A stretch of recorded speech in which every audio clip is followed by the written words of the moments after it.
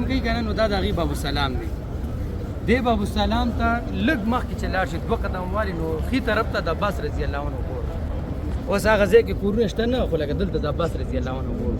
باب السلام ته مخامخ چې 2-3 قدمه مخکې والي نو دې طرف ته عباس رضی الله عنه کور او نبي علیه الصلاة والسلام په خپل لاس باندې د هغې پرناله ناوه چې ورته موږ وایو دې ترو او هلته پرناله یې ښیوه. د باب السلام ته مخامخ هغه ګیټ ښکاري درته دا ډومبلي نمبر ګیټ دا سور نمبر 1 دا باب السلام دی کنه. باب السلام پسې چې دا ډومبلي کوم ګیټ دی دا د ابوبکر صدیق رضی الله عنه کور.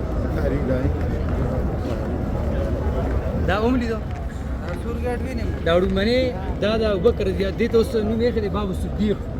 باب الصدیق مطلب دا د صدیق دروازه نو ابوبکر صدیق کور دغه دی کې او یو کړکۍ دغه مسجد نبوي طرف ته وته هغه کړکۍ اوس نږدې پرې نه نو هغه کړکۍ نو اوس ور جوړ شوی دی.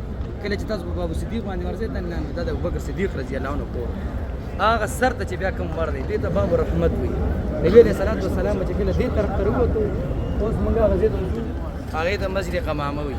نبي علیه السلام به د استسقا او د اخترو لمونځونه هلته کول. کله به چې امام الانبیا دې طرف ته راووتو نو د ابو طلحه رضی الله عنه باغ دی اخوا نو واپس به چې مسجد نبوي ته تلو نو په هغه باب رحمت للعالمین باندې به تلو. اوس هغې ته د ور نوم یې دی باب الرحمت.